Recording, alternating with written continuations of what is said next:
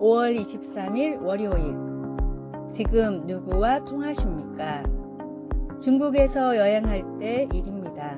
깊숙한 마을로 들어가는 붐비는 버스 안에서 한 꼬마 아이를 무릎에 앉히게 되었습니다. 이 꼬마는 중국말을 전혀 못하는 위구르 아이였고 저 역시 위구르 말을 하나도 몰랐습니다.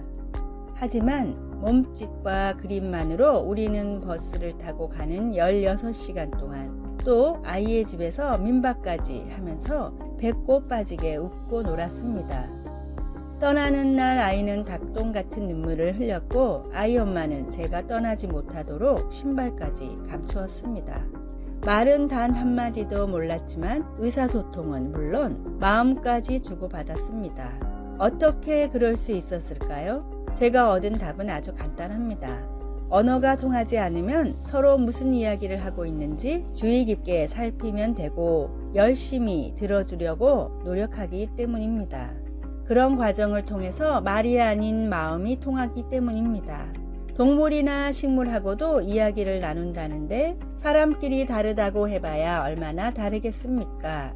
진정한 대화는 서로의 마음이 통할 때 이루어집니다.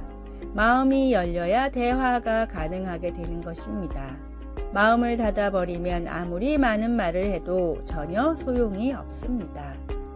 오늘의 말씀, 너희 말을 항상 은혜 가운데서 소금으로 맛을 냄과 같이 하라. 그리하면 각 사람에게 마땅히 대답할 것을 알리라. 골로새서 4장 6절. 오늘의 찬송 440장 어디든지 예수 나를 이끌면. 오늘의 만나, 진리의 복음을 전하기 위해서 필요한 것도 결국은 소통하는 마음입니다. 주변의 이웃들과 진심으로 소통해 보세요.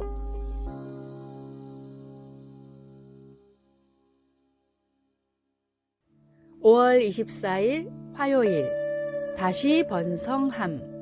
햇빛과 물이 충분할 때면 엔텔롭 계곡과 피게로아 산 같은 캘리포니아 지역은 온통 야생화로 덮여 활기가 넘칩니다.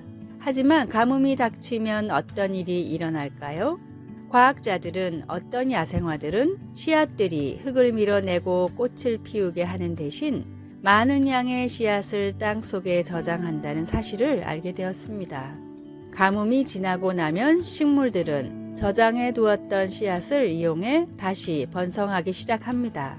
힘든 상황에도 불구하고 고대 이스라엘 백성들은 이집트 땅에서 번성했습니다. 노예 주인들은 그들에게 들판에서 일하고 벽돌을 만들도록 강요했고 무자비한 감독관들은 그들에게 왕을 위해 도시 전체를 건설하게 했습니다. 이집트 왕은 그들의 수를 줄이기 위해 영아 살해를 시도하기까지 했습니다. 그러나 하나님께서 그들을 지켜주셨기 때문에 그들은 학대를 받을수록 더욱 번성하여 퍼져나갔습니다. 많은 성경학자들은 이집트에서 사는 동안 이스라엘 남자와 여자, 아이의 인구가 200만 명 혹은 그 이상까지 증가했다고 추정합니다. 당시 그의 백성들을 지키셨던 하나님이 오늘날 우리도 지키고 계십니다. 하나님은 어떤 환경에서도 우리를 도우실 수 있습니다. 말씀, 학대를 받을수록 더욱 번성하여 퍼져나가니. 출애굽기 1장 12절. 찬송 300장 내 맘이 낙심되며. 기도, 하나님 아버지, 때로는 앞으로 계속 나아가기가 너무 힘듭니다. 오늘 저의 필요를 채워주시고 성령님의 능력을 통해 견뎌낼 수 있도록 도와주소서. 아멘.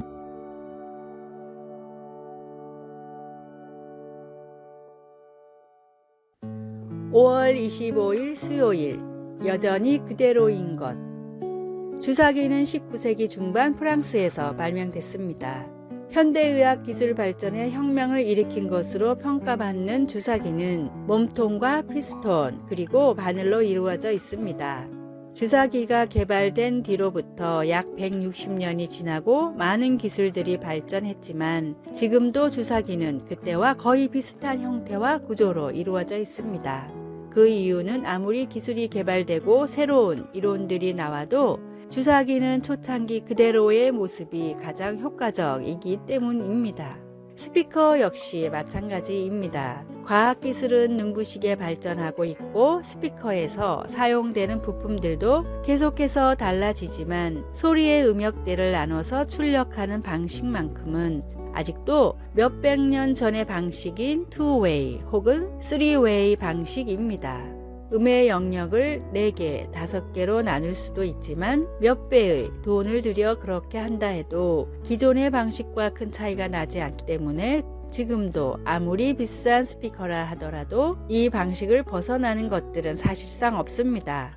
이 역시도 수백 년의 역사 동안 이 방식이 가장 효율적이라는 것이 증명됐기 때문입니다. 세상이 달라지고 시대가 변해도 여전히 그대로인 것들이 있습니다. 시대를 초월한 진리는 변해서도 안 되며 바꾸려고 해서도 안 됩니다. 예수님의 십자가로 완성된 복음이 바로 모든 인간들이 믿어야 할 망고불변의 진리임을 항상 기억하십시오. 오늘의 말씀, 예수 그리스도는 어제나 오늘이나 영원토록 동일하시니라.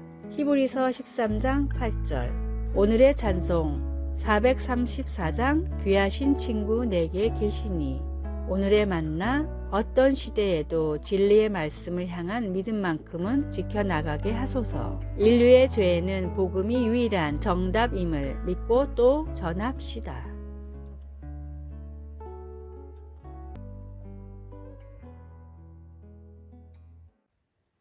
5월 26일 목요일 현명한 건축업자.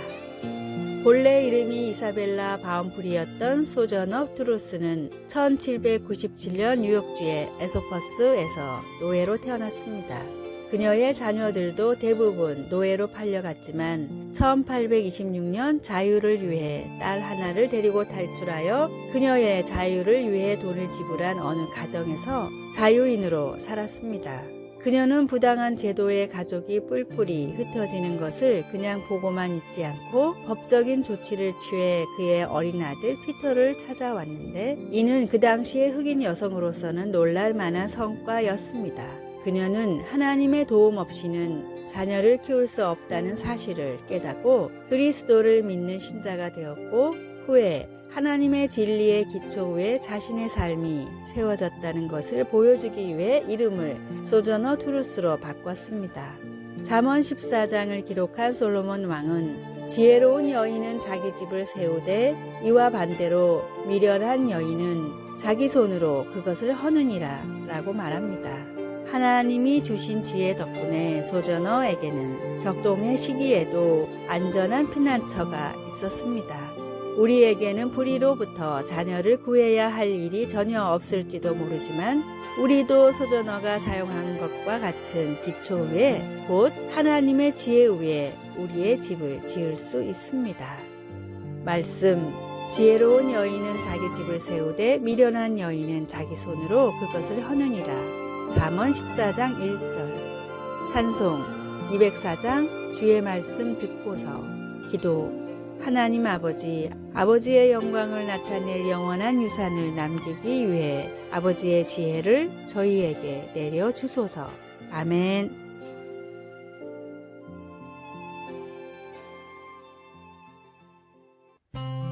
5월 27일 금요일, 마음의 모양이 있다면. 인디언들이 남긴 상형 문자 중에는 사람의 가슴 부분에 동그라미와 네모가 그려진 것들이 있습니다. 이 도형들은 사람들의 마음을 나타낸 것인데 하나같이 어린아이들의 마음은 네모로 어른들은 동그라미로 그려져 있습니다. 인디언들은 이 이유를 이렇게 설명합니다. 어린아이들은 작은 잘못을 저질러도 금방 뉘우칩니다. 양심의 가책을 받아 거짓말을 잘 못하고 금방 드러나기 때문입니다. 인디언들은 그 이유를 아이들의 마음은 네모로 되어 있어서 잘못을 하면 모서리에 찔려 참을 수가 없어서라고 생각했습니다.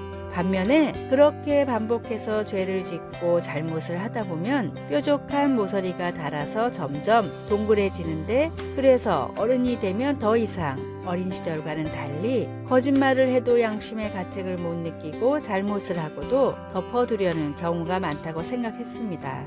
우리의 어린 시절을 생각해도 비슷합니다.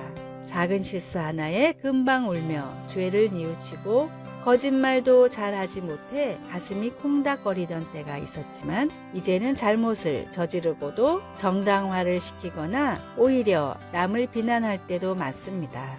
지금 내 마음의 모양이 보인다면 어떤 모양일까요?